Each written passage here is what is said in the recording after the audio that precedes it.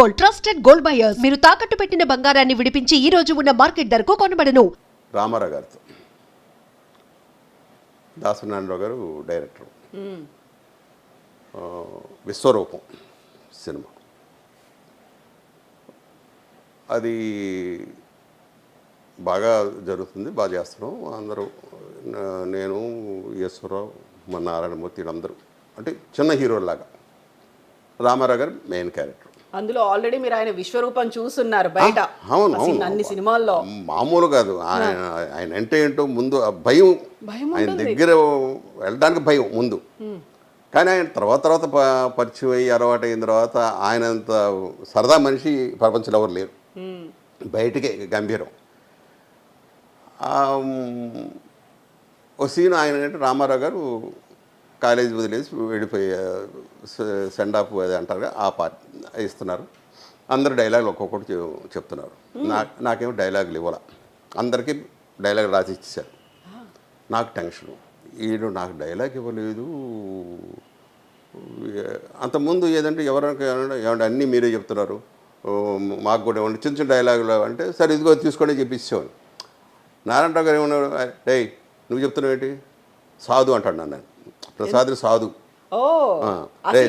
చాలా పొడవు పేరు ఉండేది, దాన్ని ప్రసాద్ కుదించారు, అందులో కూడా సాధు అని.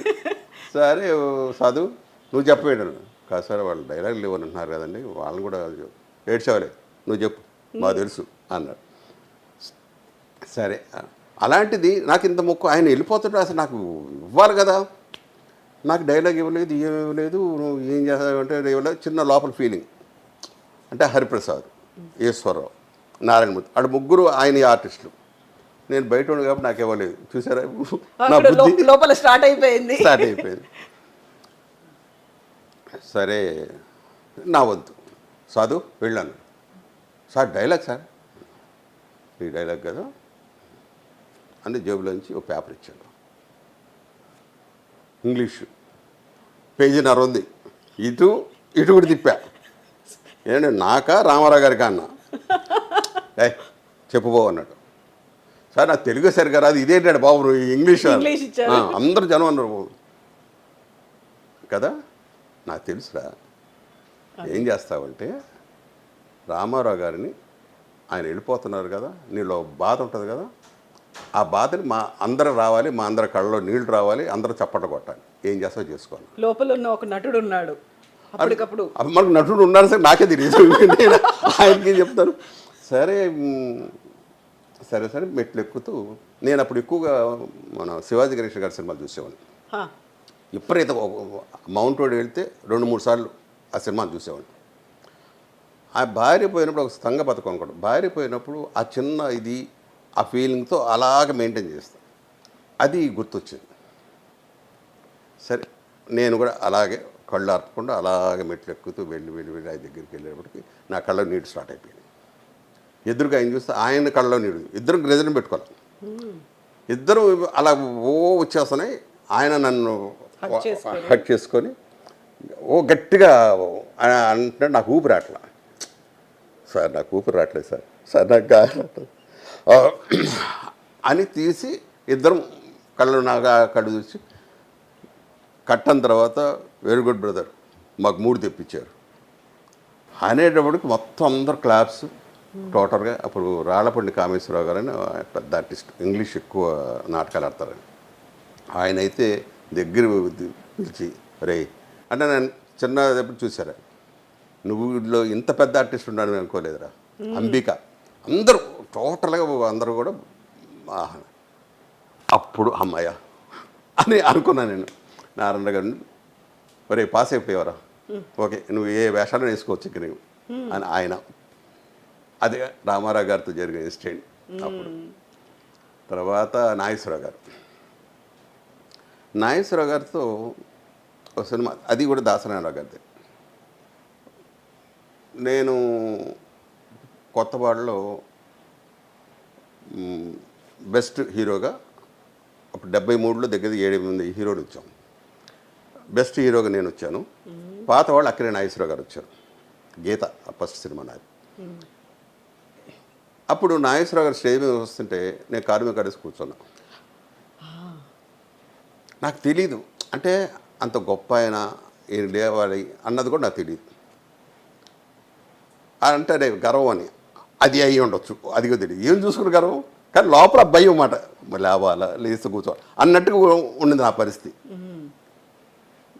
ఆయన ఇలా అంటే చూపులు ఉంటాయి కదా, ఆయన చూపులు వెళ్ళిపోయారు. లోపల నాకు పిగుతుంది, అది గుర్తొచ్చింది ఆయన స్టేట్. సరే ఫస్ట్ రోజు ఆయన రాగానే కాళ్ళకి నమస్కారం పెట్టాను. ఏయ్ నా దగ్గర ఇలాంటివి ఉండవు, అక్కడ పెట్టుకోండి అన్నాడు. సార్ మీరంటే గౌరవం, మేము మాకన్నా వయసులో మీరు పెద్దోడు, మేము చిన్నవాడు, ఎందుకు పెడతా ఉన్న దండం, మిమ్మల్ని కాకా పడతాను కాదు. పైగా మీకు వేషాలు కూడా లేవు, మీకు ఉండే సంవత్సరానికి ఒకటో రెండో, నాకు సంవత్సరానికి 10-15 సినిమాలు ఉన్నాయి. ఇలాగే అన్నారు ఆయనతో. మరి ఏంటి అన్నాడు. ఈ ఇన్సిడెంట్ జరిగిందండి, అప్పుడు కాలు మీద కాలేసుకుని కూర్చున్నాను, అప్పుడు తప్పు చేశాను, ఆ తప్పు ఇప్పుడు సర్దిద్దుకున్నానండి ఆయన. ఏడ్చావులే రా అని అప్పటి నుంచి ఆయన కూడా మొదలుపెట్టాడు. సాధు రా అని కబుర్లు చెప్పడం. ఆయనతో అలా జరిగిపోయింది. అదొక ఇన్సిడెంట్. ఇంకా కృష్ణ గారు నిజంగా దేవుడు. ఎన్నెన్నో కథలు ఆయన మీద దేవుడిని ప్రతి ఒక్కరు అంటారు. నన్నైతే వాళ్ళ పియ్య ఒకడు, మూర్తి అని ఒకడు ఉన్నాడు. ఏం పెట్టావే ఆయన, కృష్ణుడి వేషం వచ్చినా కూడా ప్రసాద్ బాబుని ఏమంటాడేంటి, అలా ఏ మందు పెట్టావా అనేవాడు. నేనేంటంటే ఫస్ట్ సినిమాకే ఎలాగ ఉండాలో అలాగ మామూలు ఇలా అనేవాడిని. ఆయన పెద్ద ఈ నమస్కారాలు ఇవన్నీ ఉండవు, నేను అలాగే వెళ్ళిపోయాను. అది దొంగల బేట త్రిమూర్తి ప్రొడక్షన్లో సైడ్ విలన్ క్యారెక్టర్. ఫస్ట్ రోజు చూసి ఆ సాయంకాలమే పొద్దున 14 నుంచి నాకు ఒక కబురు, ప్రసాద్ బాబుని పిలవండి, ఆ వేషానికి అతను పెట్టండి. 14 నుంచి అసలు నాకు ఎవరు తెలియదు. ఏంటంటే కృష్ణ గారిదయ్యా, అది రాత్రి నిన్న చేసావు కదా అందుకు పిలిచారు. ఆయన సైలెంట్గా ఉన్నా, ఏం చెప్పలే ఆయన. అసలు మీకు ఎవరెవరిది ఏ స్టూడియోలు ఏమున్నాయి, ఏం చేస్తారు, ప్రొడక్షన్ హౌస్లు ఏవి తెలియదు అసలు. ఇంకా చెప్తున్నాం కదా, ఇంటికి వెళ్ళామా తర్వాత కూడా నాకు అదే, ఎక్కడ ఏ ఆఫీస్ ఉన్నా తెలియదు, ఏ ఆఫీస్కి వెళ్ళడం, కబురుస్తే వెళ్ళటం, షూటింగ్ చేయడం, వచ్చేయడం, మేనేజర్ ఎవరు వస్తారు వారితో మాట్లాడుకోవడం అంతే. కృష్ణ గారితో శభాష్ బేబీ వాళ్ళ పద్మాలయ వాళ్ళదని మెయిన్ విలన్ వేషం. దాంట్లో చాలా మంచి పేరు వచ్చింది. అప్పుడు మురళీమోహన్ నుండి ప్రసాద్ జయకృష్ణ ఒక సినిమా తీస్తున్నాడు, ఒక్కసారి జయకృష్ణ కరువు అన్నాడు. ఆ ఆఫీస్ ఎక్కడో ఏంటో నాది అంటే నేను వచ్చి చూపించాలా అన్నాడు జోక్గా. కాదన్నా నాకు తెలీదు వాళ్ళు ఎవరో ఏంటో. సరే నీకు అయ్యా అక్కర్లేదు కానీ వాళ్ళు వస్తారులే, ఓకే. పొద్దునే మేనేజర్, సార్ జయకృష్ణ ఆఫీస్ అండి, మీరు ఒకసారి ఆఫీస్కి వస్తారని. సరే వెళితే అక్కడ బాపు గారు వెళ్ళగానే చొక్కా అయిపోయాను. దీంట్లో చొక్కా అయిపోమంటాడు ఏంటి, ఎవరు వీళ్ళు అంటే ఆయన ఎవరు కూడా తెలియదు నాకు.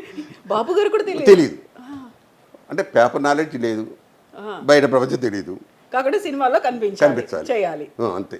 హీరో అయిపోవాలి ఓహో అని కాదు, సినిమాలో కనిపించాలి, ఇంత వేషం ఓకే కనిపించాలి అన్నది మెయిన్. హీరో అవ్వాలనేది లేదు, అది లేదు. అబ్బి అంత ఇది మనకుందని నాకు తెలియదు. వద్దు అన్నదే, ఏదో వచ్చామా 4-5 వేషాలు వేసుకుని వెళ్ళిపోయాం అంతే. సరే తీయమని సార్ చొక్కా ఇప్పాను, నువ్వు పో అన్నాడు. ఏం చూసారు, చొక్కా ఇప్పమన్నాడు, ఇప్పాను, చూసాడు, పో అన్నాడు. యాక్టర్ కావాల్సింది డైలాగ్స్, డైలాగ్ చెప్పాలి, అసలు ఏ డైలాగ్ అన్నది అసలు అడగల. వెళ్ళిపోయాను. కన్ఫామ్ అయ్యా నువ్వే భీముడు అని ఒక క్యాసెట్ ఇచ్చారు. భీముడు అంటారు ఏమిటని అనుకున్నా. సేవడు అసిస్టెంట్ డైరెక్టర్ని అడిగా, ఏంటయ్యా ఇది అంటే, పెద్ద వేషం ఇది కృష్ణరాజు గారు వేయాలనుకున్నారు, దీనికి ఒక పాట కూడా ఉంది అని నా భయం పట్టుకుంది. ఈ క్యాసెట్ ఏంటన్నా, ఇది కన్నడంలో తీశారు, ఇది చూసామంటే నీకు ఒక ఐడియా వస్తుంది. సర్లే అన్నాను. అది చూడాల పక్కన పడేశాను. నాకేంటంటే ఒక అతను చేశాడు, ఓకే బ్రహ్మాండం చేసి ఉండొచ్చు, కానీ చూస్తే డెఫినెట్గా అతని టైపు కాపీ కొడతానా లేదు నేను చేసుకోవాలా, కన్ఫ్యూజ్ అయిపోతాను. ప్రతిసారి కంపారిజన్ అనేది చూసుకుంటారు మీరు. అంతేకా మరి అన్నప్పుడు వద్దు అని మనసులో అనుకొని చూడలేం. వీళ్ళు అడిగారు, చూశానండి నేను.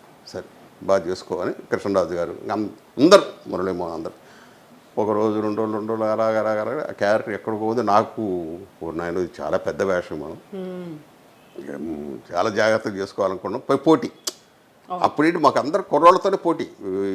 వాడు ఎన్ని సినిమాలు చేస్తున్నాడు, వీడు ఎన్ని సినిమాలు చేస్తున్నాడు, మనం ఎందుకు తక్కువలో ఉన్నాం, మనం కూడా ఎక్కువ చేయాలి.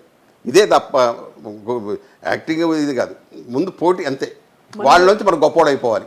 మన ఊరి పాండవుల్లో భీముడి క్యారెక్టర్ పెద్ద పేరు వచ్చింది. ఓవర్ నైట్ రిలీజ్ అయిన 2వ రోజే దగ్గర ఒక 30-40 సినిమాలు. స్టిల్ ఇప్పటిదాకా కూడా అదే. తర్వాత నా క్యారెక్టర్ చాలా వేషాలు వేసాను, అన్నింటిలో మంచి పేరు. కానీ చెప్పుకోవడానికి మొదలు నాకు మనోహర్ పాండవలే చాలా మంచి పేరు వచ్చింది. అలాగా కృష్ణరాజు గారిది కృష్ణ గారితో అయిపోయింది.